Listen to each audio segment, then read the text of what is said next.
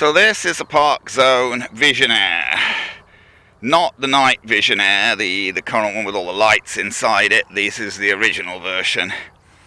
Another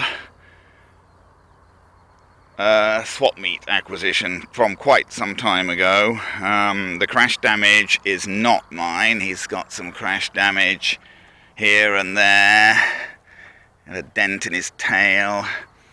Not bad, but he's obviously been dinged around a bit. I've been too conservative with him to crash him yet, but you know, it's another plane that, you know, there's probably not great sense in me flying. He's perfectly flyable, I found, perfectly flyable, but he's meant to be a 3D plane, and I'm not a 3D flyer. However, I've got the drone view on him now, so I'm going to try and start the drone view recording. Is it going? One, two, three, four. So the drone view is recording now. Got a 2200 3-cell in him. I got some new 3000s, and I tried to put one of those in, but it's too long for the battery bay. Not entirely sure what I was flying in with before. Probably a 2200 3-cell, because I don't think the 32 and 33s I've got would fit in the battery bay, although something a bit bigger than this 22 would fit in. Should keep notes. He does not have the original receiver, and he came with a, what did they call it? AR635, I think. Is that the right name? So it says AS3X on the wing. Does not have AS3X, this one. I bought it, as I say, from a swap meet, and someone has changed the receiver and put an orange receiver in it, which I kept in it because it's you know, it's a DS. I'm not honestly sure off the top of my head whether it's DSMX or DSM2, but it's a DSM receiver. It works fine with my DX9.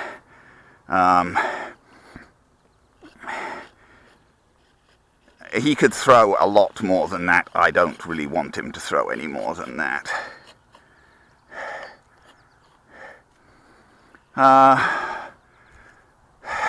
We'll see. Because I'm just not a 3D flyer. And this is absolutely meant to be a 3D plane. There's no doubt about that. That's what it's designed for. But, you know, it's got plenty of lift. It's a pretty stable plane. Should run okay on the grass. It's quite heavy-ish, but you know, it's designed to have very fast positive response. Well, and it's good to have positive response, but I'm not a fan of having terribly fast response. I don't like planes that jerk all over the place every time you move the controls a fraction of a millimeter. I can understand why people do, but I don't.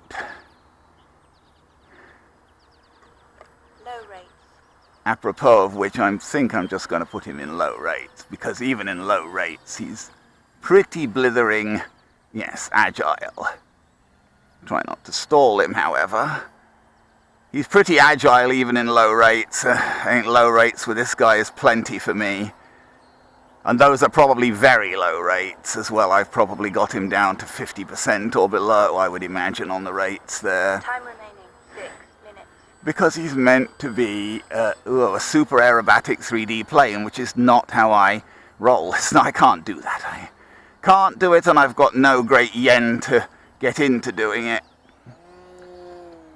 Of course, you know, and he can certainly do the aerobatics. Well, I don't think a loop really.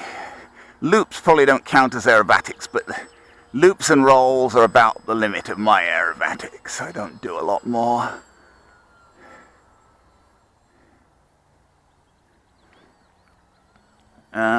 He has a benign stall, and he's very controllable, so, you know, those are pluses even for me.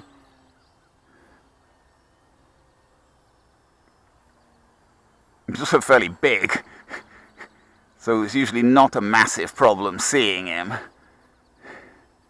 So he has his pros and cons. I mean, these pros are why I didn't pass him and get rid of him. 5 minutes. Because, you know, he's perfectly flyable. And he's nice and big, and you can see him. And who knows, I might get, I don't think I'm ever going to get, I'm pretty sure I'm never going to get to the point where I want to be doing lots of aerobatics, but I might well get to the point where I want to get a little more exciting, well, I do occasionally. And if I have a day where I want to get a little more exciting, this guy's the guy, probably. This is not that day, though. I'm not going to get any more exciting than I usually get with this guy, and you really have to keep paying attention to him. He's not like some of these, I quite like planes where you can let your attention wander a bit and they'll just keep pottling around, quite frankly. But this guy, you've got to keep you've got good control of him, but you've got to pay attention all the time, because he will very quickly. I think we stalled him there, didn't we? I stalled him, but benign anyway. He will very quickly get, where you don't expect him to be if you don't pay attention. Why am I going up so much? Good question. It doesn't take much. It only takes a little bit of up elevator to start him, and it only takes a little bit of down elevator to start him down. This is the thing. He's just got and this is on low rates, super low rates actually, my low rates, which are extremely low.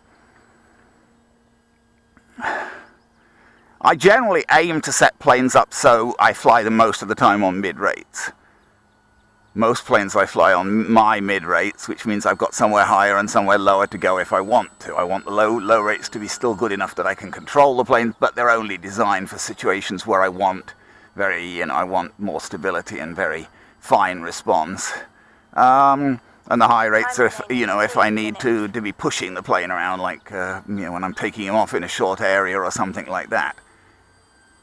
But I want to be flying mostly in mid-rates, but this guy, even the way I've got the mid-rates set, they're too high for me. I'd rather just fly him in low rates, my low rates, which are extremely low.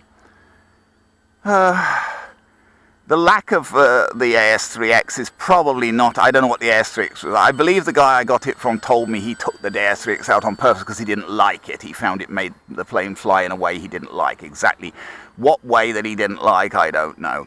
Some of the earlier Horizon planes with stabilization were a bit odd, honestly. I felt I had the Sukhoi 29, the original version of the Sukhoi 29mm. Where are we here?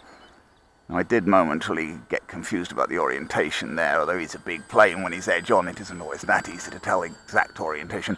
And the ultimate biplane, the ultimate two biplane. Yeah, we should land him, because I'm not even sure. I might have had a bigger battery in before as well.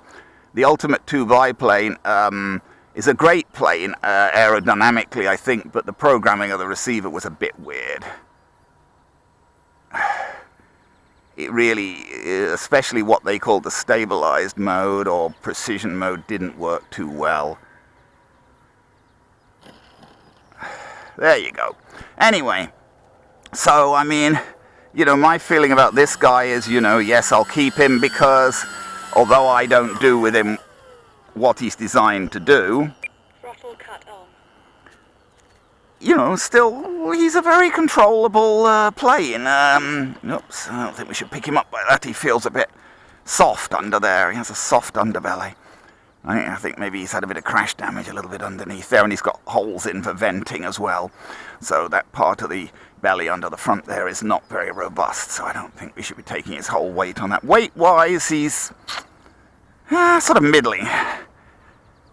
Maybe about what you'd expect, but looking at him, he's not super light. He's not one of these things you pick around and think oh, there's no weight there. On the other hand, he's not super heavy. And of course, he's a fairly big plane, so there's a reasonable amount of weight there. But certainly, there's certainly no problem. I mean, look at the lift on those wings. I mean, he's got tons of lift. There's absolutely no problem there. So let's turn off the drone view. Okay, the drone view should have stopped recording now. Okay, and we flew for, got 1:37 left, and I started at 7, so we flew for 5 minutes and 20 seconds. So we flew for 5 minutes and 20 seconds, more or less 23, whatever, with a Gens 000 2200 milliamp hour.